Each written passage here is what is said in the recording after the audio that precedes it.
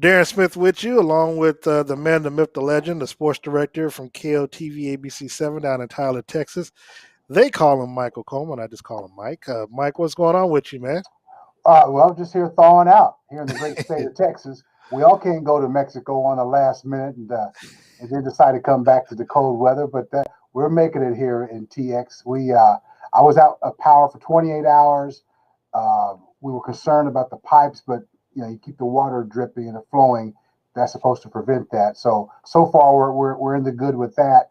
Uh, I got to give props to my news team here, my colleagues here. They've been 24/7 around here, and it's gotten so bad. Most of them, many of them, had to spend their nights here at the stadium so they can do their morning shift and not take a chance of getting stuck or getting caught in some type of traffic accident. So, I mean, I'm the sports guy, so I haven't really done a whole lot. Sporting events have been canceled or rescheduled, so it's been kind of quiet on the local sports scene, but we're thawing out. It's going to be a high today of like 34 up in for about 2 hours, but 63 is coming on Tuesday. So we're getting out of the deep freeze. Basically, Tuesday can't get here fast enough, is what you're trying to say. Well, yeah, exactly. Yeah, Unfortunately, we still have the politicians to deal with, but on the warmth on its way, they have nothing to do with that.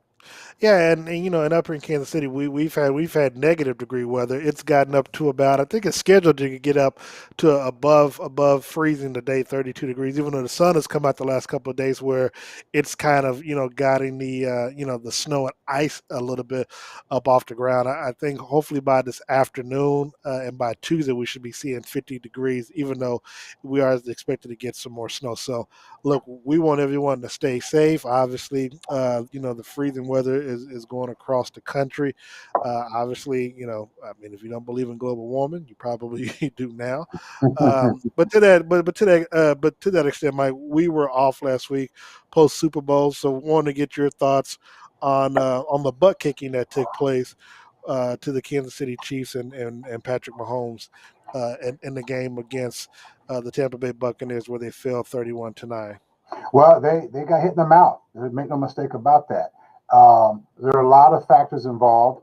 To me, the least of all is going to be the referees because that's a game played every week. You play it every week, and you know how that goes. Offensive line lack of depth obviously hurt Kansas City. I don't think they were that well prepared. I think if they even Yeah. been at full strength, it might have been a different score, but the same outcome. Them with the L in the column. I like the way Patrick, he's a warrior. He did all he could. You can't put this on him. His guys, I mean, it was just a perfect storm. A friend of mine who was from Florida, he was betting on Kansas City, and in the aftermath, he said, "You know what? I'm a Florida native, and I should have known better that a team would come to Florida and beat a Florida team in Florida stadium." He said, "There's no way in the world that would ever happen." And so, but he was rooting for Kansas City like everybody else was on this side of the Mississippi. But they didn't seem prepared. Even just forget all the other stuff, they just didn't seem prepared. And his weapons are dropping balls. They did not establish a running game. Even that, I mean, it wouldn't have gone very far. Maybe 1.2 yard per carry might have been the case considering that offensive line. But I really think on that run game, they might have been better off doing more runs to sustain a block as opposed to the pass blocking because they were going nowhere with the pass blocking because as soon as Mahomes got the ball, I mean, he was running for his life. And so I have to think sometimes, not enough running or try to establish that run. But you got to tip your hat to Brady. I mean, he's got 7 rings, but the MVP was the defensive coordinator, Todd Bowles of Tampa Bay. Yeah, and I know obviously we were down there covering the game, and like you, I mean, and this is what I was telling people even at night, like during the game and after the game, that the team just didn't come in prepared. And what was most disappointing, one, people were either trying to blame the referees, which first half, okay, look, you might have some arguments, Mm-hmm. with a play here and there, Yep. but as I was telling people online, the refs didn't have the Chiefs line up off sides on on the field goal attempt. the refs didn't call a timeout on 3rd and 2 with 44 seconds left in half. The ref wasn't holding the ref didn't force Chris Jones to hit a player with his fist upside the helmet, when it was 3rd and 10 and you give them a 15-yard penalty for an automatic first down. The refs didn't do that. The players did that. Yeah. And then also people wanted to blame what took place with Andy Reid's son prior to the game. I think it might have been Wednesday or Thursday leading up to the game. Well, my feeling about that is that he had said that the game plan was already locked and stuff before that even happened. So he wouldn't even post game allow that to be used as an excuse. And so my thing is, what were you doing then those 2 weeks leading up to the game? Because even if you had your first 15 plays scripted, you should have had, or you should have known, or had your players prepare for the defensive front that you might have been seeing at that time. And the fact that you didn't make any adjustments in the first half, you didn't make any adjustments during the 40-minute halftime period, and you didn't make any adjustments in the second half, lets me know that all you did was look, and which is what's most upsetting, because I remember Shannon Sharp said usually a winning team doesn't feel like they have too many improvements or adjustments that they need to make. It's always a losing team that can go Yeah. back, look at the film, and see what needs to be done. To Ty Bo's credit, because we talked about throughout the week. Now, granted, you and I obviously we had Kansas City winning, and I had them winning the shootout, but people would always ask me, what would Tampa Bay have to do? And I said Tampa Bay would have to, one of them said is that they need to go look at that AFC Championship game that Kansas City lost to New England with Tom Brady in, because they were able to stop both Tyreek and they were able to stop Travis Kelsey. But what they what they want to do and what they said they were going to do, they were going to hit those players in the mouth and see how they react. And to your friend's point about a team coming into Florida, being the Florida team, Florida Stadium. Well, that's literally what Kansas City did Right. last November when they came in and beat Tampa Bay Right. in Florida in the Tampa Bay Stadium. So, the Chiefs overconfident, yeah, perhaps. Now could Britt Reed have been on their minds? Yes. Human element, yes. But Britt Reed did not play a big of enough factor Yeah. to where he was going to be the end all be all for what happened, because again, Britt Reed has nothing to do with the offensive line and them not blocking for Patrick Mahomes. And so I'm with you. There was a lot of things that was disappointing that took place in that ball game, and another thing that really messed with my head was that Tyron Matthews. I know he and Tom Brady. I know they had some words or whatever, but the Chiefs players were doing a lot of chest thumping and a lot of trash talking without being able to back things up, and that was something that wasn't a good look leading into that game. Frank Clark talking about he was going to be looking for Tom Brady's ass when he got down there. Now I would say that Kansas City not being there, not getting there till the night before, I would blame more of that, Yeah. than Yeah. just not being prepared, because they should have been there to not only adjust for the weather, but just for other mental things, because Right. you're coming in the night before and then you're trying to just get everything, your equipment people and everybody just trying to do it, and then of course just the ambiance. It is still the Super Bowl, the production and stuff like that. But like I tell people, I think when the ball kicked off, that Andy Reid and everybody else was all in. They just, he just got out coached, and for me, I'm hoping that above all things that the players take a bite out of this and don't be so confident trying to talk about 5 or 7 championships or dynasties, trying to sound like the Miami Heat. Just take it one win at a Which time. didn't do it either. Yeah, yeah, exactly. You know what I'm saying? But try to come do it one at a time. And then I do want to talk on the other side of break, Mike, a little bit more about what took place Sunday. Keep it locked in. You listen to the ship right here on KLKC 106.7 FM and 1540 AM.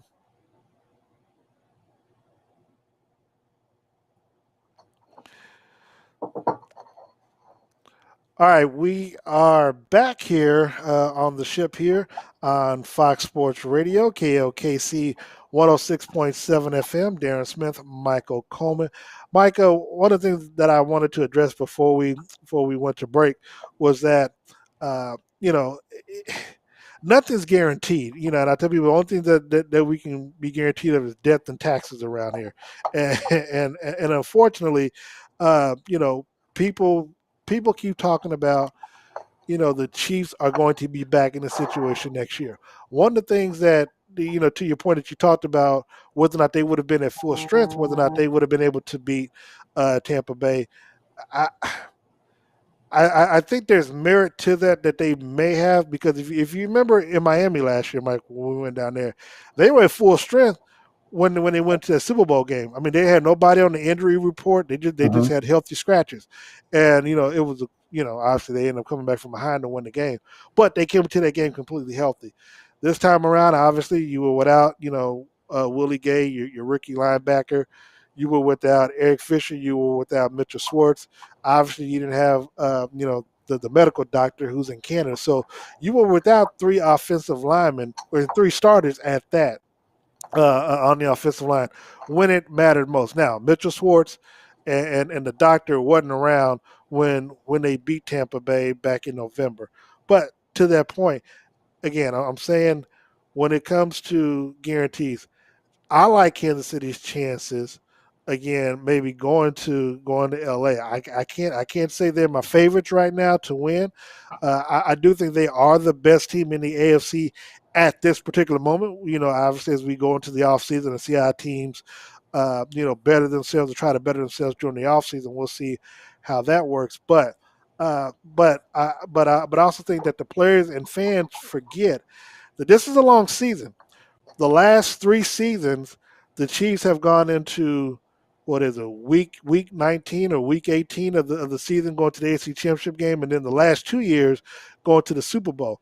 A lot of teams, if you're Cincinnati or something, your season ends after 17 weeks, and you don't have a postseason.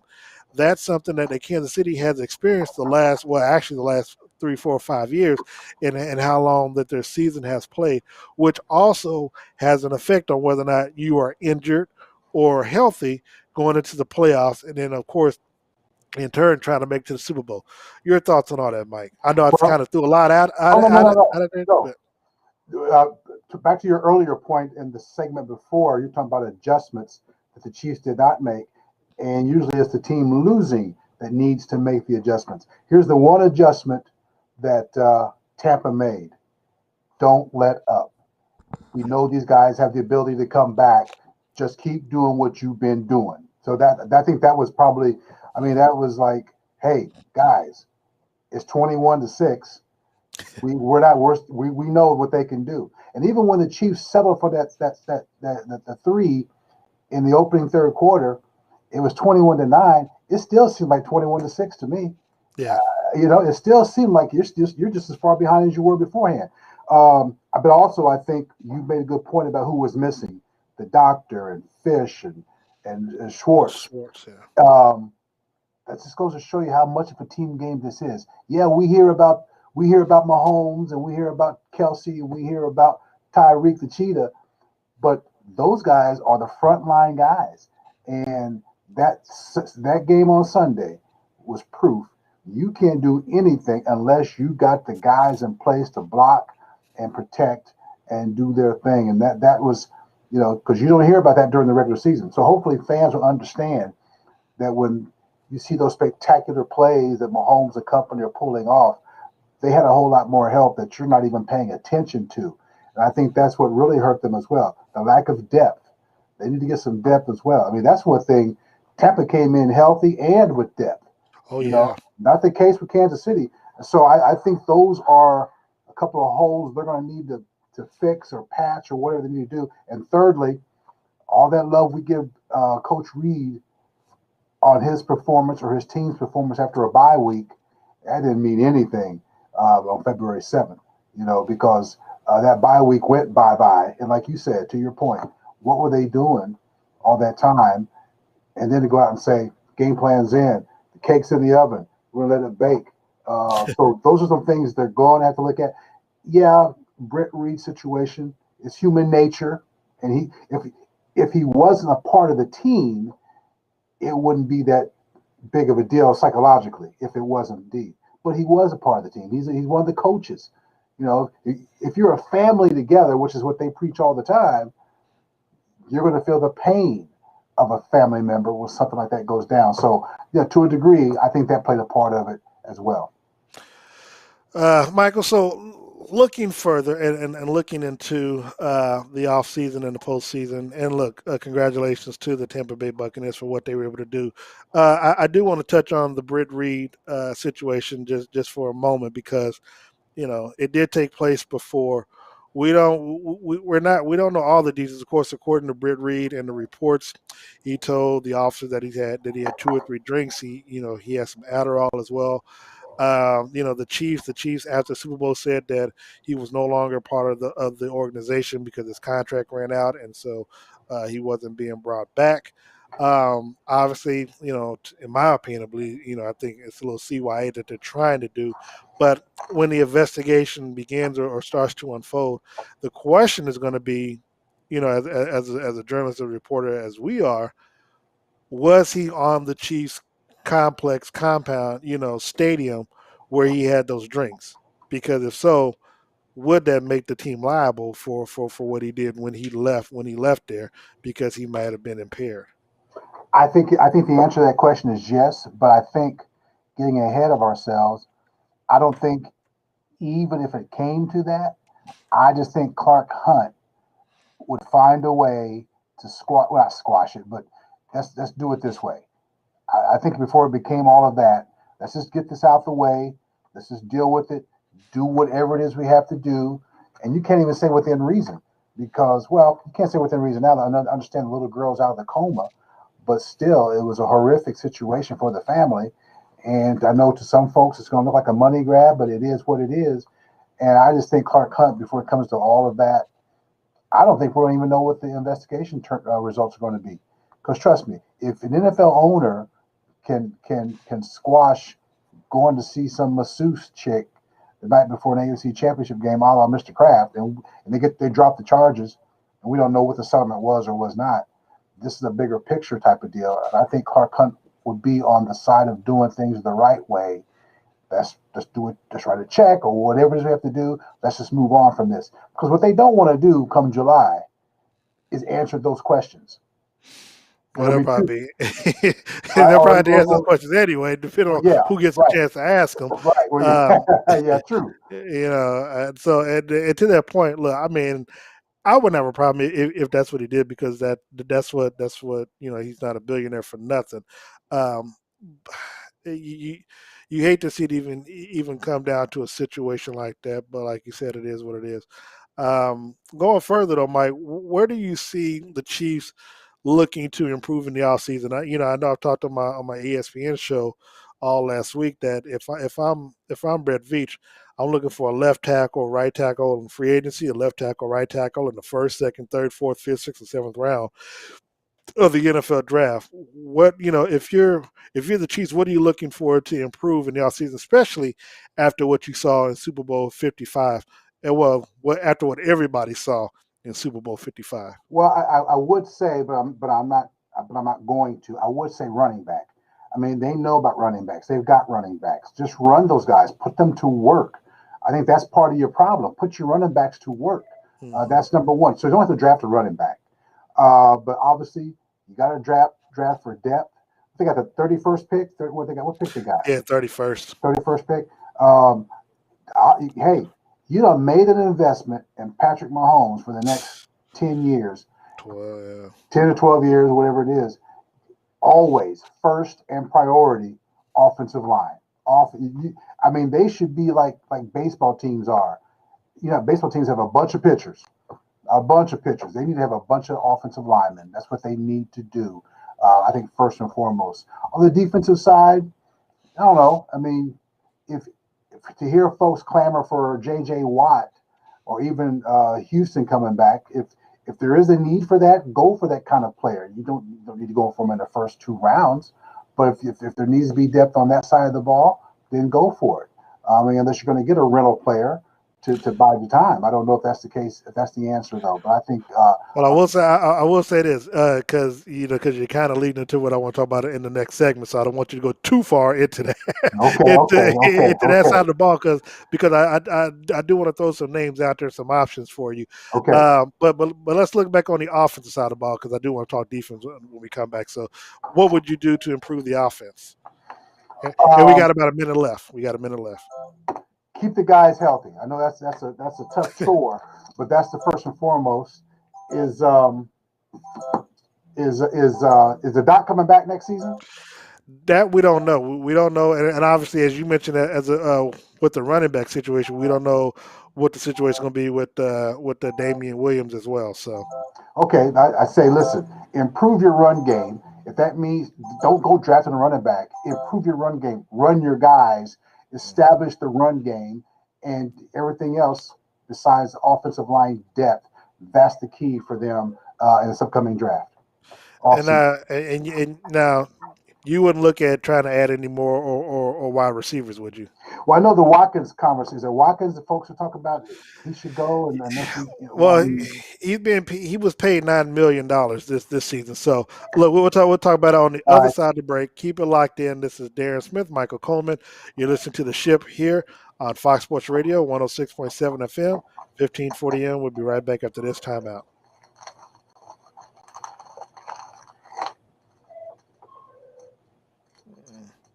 Yeah, cell phone going off.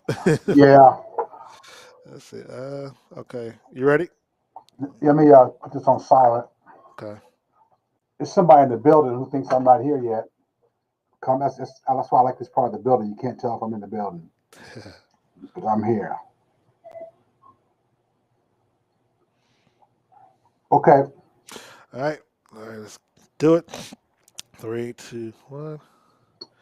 Welcome back to the Ship here on Fox Sports Radio, KLKC 106.7 FM, 1540 AM. Darren Smith, Michael Coleman, trying to get you all a little sports action to heat up your day on this freezing Saturday and Sunday. So, Mike, we're talking about Chiefs. The Sammy Watkins, he's due $9 million. Well, this past season he was paid $9 million. He's a free agent. He's the most expensive free agent that the Chiefs have right now. If they decide to bring him back, obviously they're not going to bring him back for their price. But with the salary cap being projected to be 180 to maybe 185 million dollars, Brett V says that they're in good shape. I got to see what it is that he's talking about or whatever. But to your point on the defense side of the ball, obviously, as you mentioned, Houston released J.J. Watt. That's a discussion for another day about Deshaun Watson. But they released J.J. Watt on his own accord because he asked for it. But also, news came out this week, Mike, that the Denver Broncos were not going to go further with Von Miller in his contract. So he's essentially going to be a free agent. Now, his contract was called for him to get $18 million next year. He's coming off of injury. You talked about defensive side of the ball. Granted, I think that they need improvement all over on the defense, with the exception perhaps of the defensive backfield. Now what you do with Brashad Breeland, if you bring him back, you bring him back on maybe another 1 year deal unless he sees that there's a market out there for him. But if you're Kansas City, if you're Brett Veach, would you make a play for either Von Miller or J.J. Watt to put on their front line with Chris Jones and or Frank Clark? With either one of those players, um, if the price is right. Yeah.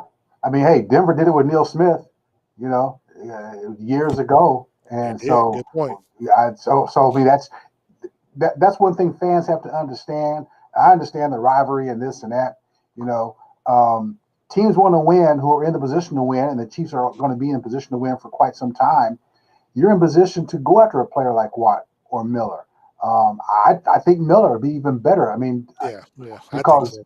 yeah, the Denver connection, the rivalry, and you know what he brings to the table because you've played against him twice a year. A lot of those guys have anyway, and you know what he brings to the table, big time. Watt, I like Watt, but I think he's more inclined to either play with his brothers, maybe even Green Bay. He's from Wisconsin. I just kind of think if you go after Watt, you're going to have to bid for Watt. I don't think you have to bid for Miller, considering the location and the AFC West being where his home has been during his whole career. And to that point, the granted, and for me, Watt played every game last year. So health wise, I think he's okay. But I would say he would be good if to push a Chris Jones maybe to that next level because you bring in a 3-time defensive player of the year into the thing that maybe his play and maybe he might be inspired because he's now being able to play for a potential Super Bowl, and then that in turn would turn around and inspire Chris Jones to get that 15 to 20 sacks that he was looking for to get. If you bring in Von Miller, like I said, Von Miller is somewhat of a clone of Derek Thomas. Obviously, he wears number 58 Yeah, because of Derek Thomas. yeah. I don't think Chiefs fans would have any problem with him wearing 58 there, unless the jersey is retired, which I'm not sure if I don't know if it officially is or not. But if he came in, if he doesn't want to wear it, fine. If they want to let him wear it, that's fine too. One, he's won a Super Bowl. He's a Super Bowl MVP. He's a Defensive Player of the Year, so he's got the stature to be able to wear it because to an extent outside of maybe the Walter Payton Man of the Year, he's actually more accomplished, I think, than even Derek Thomas is. So I said it to say that I think that he, I think having Chris Jones there, but I think he would be someone that one you wouldn't have to pay $18 million to. I'm not saying if I'm gonna pay somebody at least $9 million, it would be Von Miller, because Von Miller one is not hurt for money because he's made a lot of money thus far, and I'm not really for players taking discounts because of what Tom Brady did, but it has worked for a person like Brady.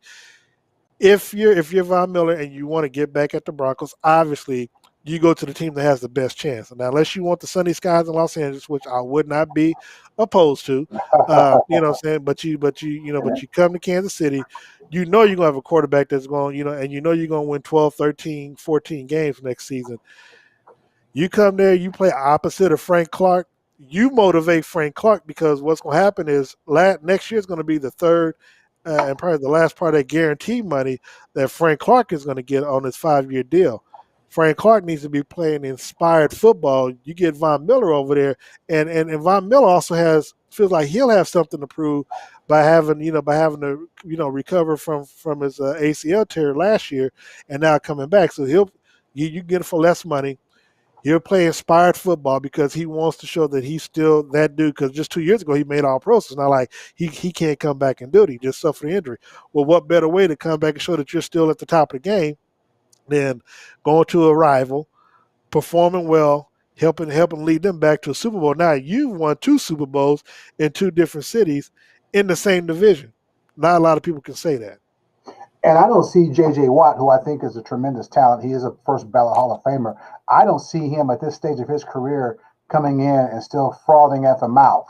You Yeah, know, I don't see him doing it. I see Von Miller coming in and say, "Hey, young bucks, let me show you how I used to do it." Like to your point, oh man, this is Von Miller. So, and I see that competition. I see that fire. I see that edginess that he brings to the to the defensive front. Also, J.J. Watt, he's been hurt yeah, quite a bit during the season. Remember, just 2 seasons ago, he was huffing and puffing during a break, taking that one knee. And I think he's only played. I know he's a 3-time NFL Defensive Player of the Year, but did I hear that he's only played 2 full seasons? I think I yeah, may have heard that. Yeah. See, I mean, you see. That's what the Chiefs don't need is a part-time player. That's yeah, what that's what exactly. that's what got them in this boat in the first place. So they cannot afford to have a part-time player. Von Miller fits that box right there, that check box. And then the other thing as it relates to Miller, I just think that what he can bring on and off the field with this team, is stuff that because one, yes, 95% of the players have won a Super Bowl with the Chiefs who've been there because they ran it back most of the, but he still brings that veteran presence in the locker room that kind of keeps them that can keep them humble and stuff and not and not get too big for their britches. I know it might sound crazy for a grown man to have another grown man keep from kind of slowing themselves down. But I just think that, like you said, Miller because of what he would have to prove. I could, I just see a scenario where he would. I mean, he would play lights out, and I just think that he would just be a great addition to Kansas City. And again, for the right price, I will pull the trigger on it. No, I think hands down, Von Miller would be the route to go. If you're Brett Veach, are you looking to try to restructure Tyron Matthews' contract? If I remember, I think he signed a 3-year deal when he came to Kansas City, 4 at the most. But would you look to try to extend him out so you can kind of lessen the cap hit for the team overall and maybe bring in, because the Chiefs are going to have to try to bring in additional pieces. Obviously, I'm thinking that they're not going to bring back Sammy Watkins or Demarcus Robinson. You got Byron Pringle, who only made like less than 600,000. You can give him a raise and keep him.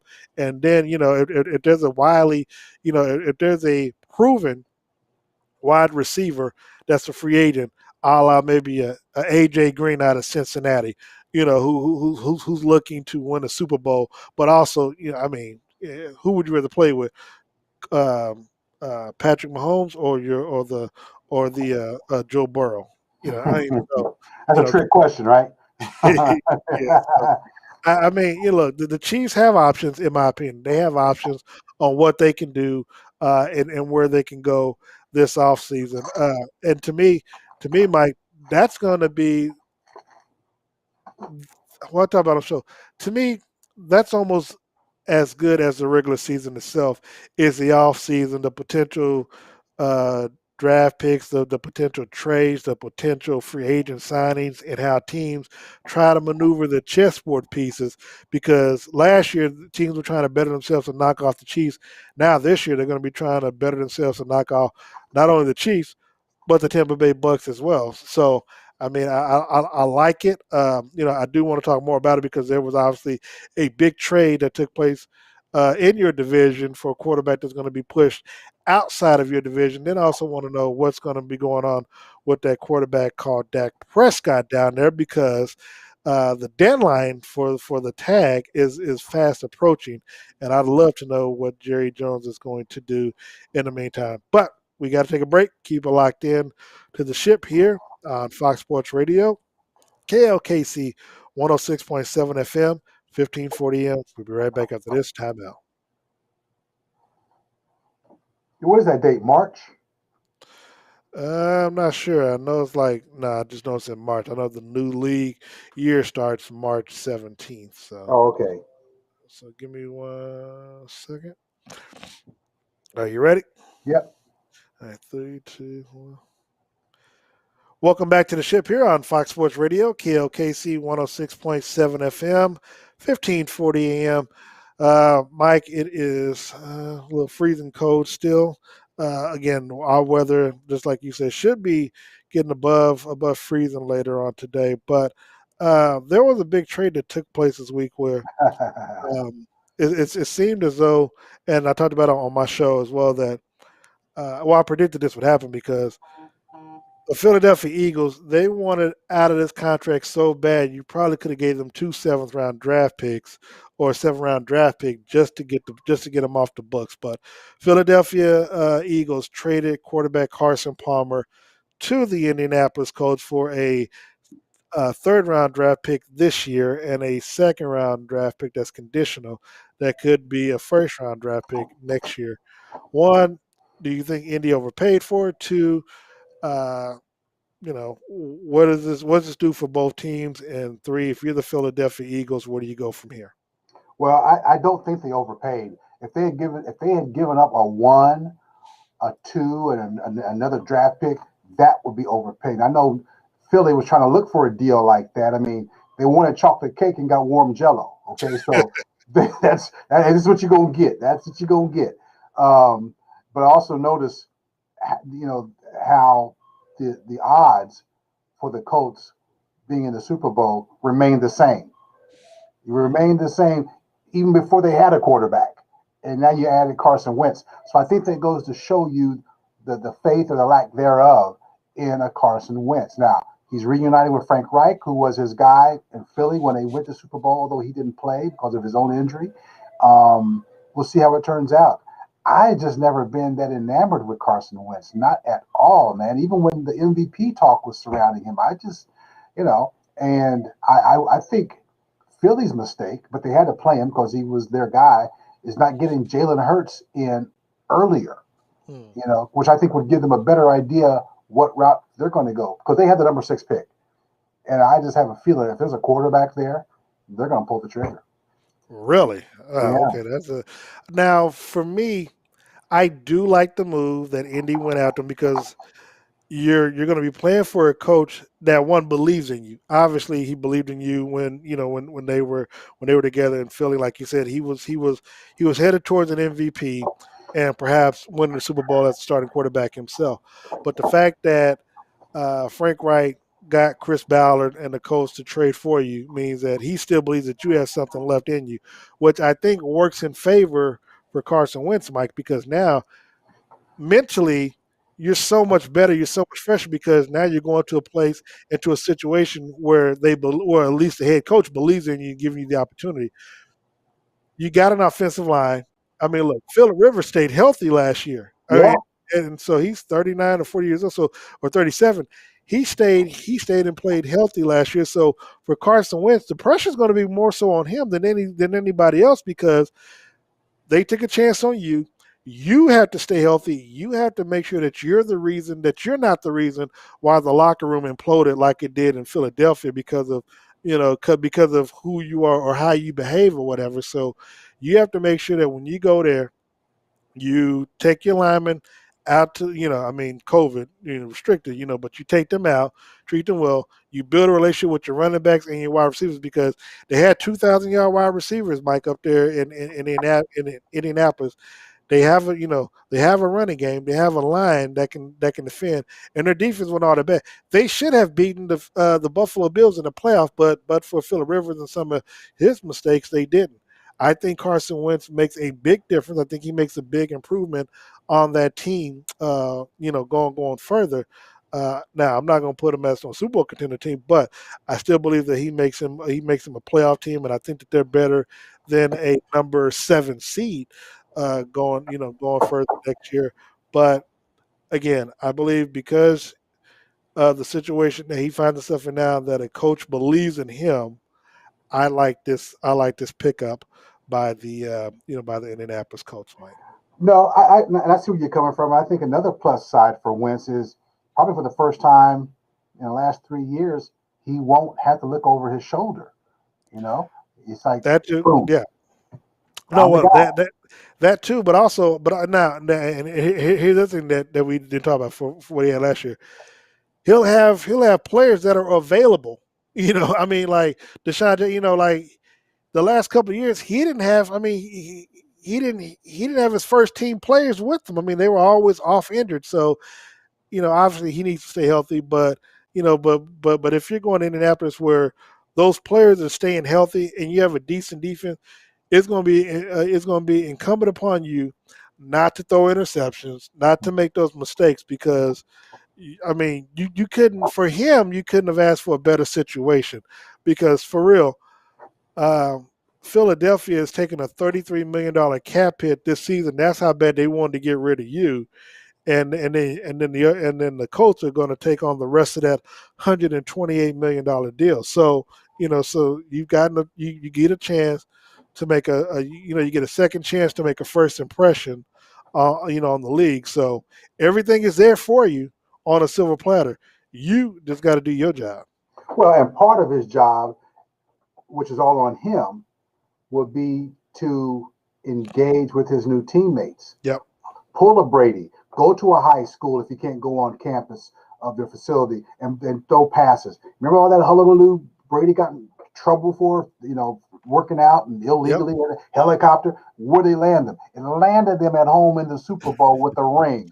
So if Yep. you're Carson Wentz, you got to win over the players. Your new players are going to be dealing with your teammates. Show them that you're for real and you're not just a hot shot quarterback coming in expecting things to be given to you. Because let's face it, when you're a new quarterback, even one not as heralded as Wentz, quarterbacks are often thought of, the perception or misperception is you've been given everything. And you're with your boy Reich. He needs to show that he can stand up on his own 2 feet and deliver whatever opportunity he has to enhance his credibility with the locker room. Before we get out of here, Mike, what is the situation with Dak Prescott? I know he's, I know the new year is going to come. The new league year comes March 17th. Obviously, free agency is going to be coming real soon. Are they looking to tag him? Are they? I mean, well, I know they're talking about trying to sign him to a long term deal, is what they always say, what they've been saying. But does it look like the Dallas Cowboys are going to franchise tag Dak Prescott again? And is it going to be one of those off seasons where another year goes by where a deal doesn't get done? Here we are, 2 weeks after the Super Bowl, and we talk about the same thing we did a year ago, 2 weeks after the Super Bowl. Right. Uh, so far, I mean, the latest to come out is like another cheerleader for Dak, that being Troy Aikman. Is like, pay the guy, Yeah. take care of him. And I will say this about Dak. This is what Dak has worked to the community of Dallas. Friday or 2 days ago, he and Matthew McConaughey donated and bought up a bunch of meals for a lot of homeless people, not traditional homeless people, but folks who are in dire straits with the electricity and the water situation at Yeah. an emergency shelter. Dak was a part of that with McConaughey. That's what Dak means to the Dallas Cowboys organization. I'm not saying it didn't happen with Jerry. I'm not saying it happened with other players, but whose name came up when it was done? It was Dak Prescott. So, in addition to what he offers on the field, that's what he brings to off the field. Um, I just think he's going to be franchise tagged again. I just think it's going to happen again, and I think Dak is going to hit the reset and bet on himself one more time because he got interrupted by injury last year, which is no fault of his own. And I think after this 21 season, he'll be in a Deshaun Watson situation. But only thing is he'll be a free agent. He'll be a guy looking for a team to play for. So I think this will be his last trip with the Cowboys. If they don't get a deal done, how should fans down there feel about the situation? Well, I will say this. Cowboy fans are delusional anyway, but this is one of the few times that I've agreed with them. Pay the man. Pay the man. And that's the sentiment.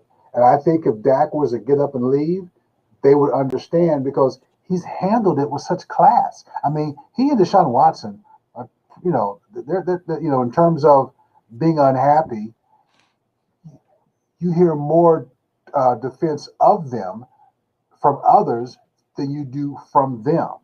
And I think that's how you win that battle of the public perception. And I think that's the case. I think the fans are all on Dak's side. Let's get him here. We're seeing what everybody else is doing. So when the Chiefs see Dak next year at Arrowhead, that'll be the last time they see him wearing the star coming to Arrowhead. Unless, Well, of course, Mike, before we get out of here though, here's something for you think because you mentioned Deshaun Watson. Mind you, the two quarterbacks that are having quote unquote issues with their teams, Dak Prescott, Deshaun Watson. Now, quarterbacks that want to get out, move, leave, or whatever, or players that want to get out and leave, no problem whatsoever. You know the difference between those J.J. Watt and Carson Wentz and stuff like that. So, and Deshaun Watson and Dak Prescott, and then you got coaches like Dick Vermeil and Brett Favre telling them to shut up and play football. But all that being said, Mike, that's be a conversation for future shows. I want to thank you so much for joining me again this week, Mike. Thank you so much for what you did down in Florida, and we'll do it again hopefully next year in Los Angeles. LA. And so until next week, ladies and gentlemen, please stay warm, stay safe, stay social distance, wear your mask, and above all things, keep your politicians in check and keep them in the country. Uh, this is Darren Smith for Michael Coleman. This is the ship here on Fox Sports Radio, KLKC 106.7 FM. We're out.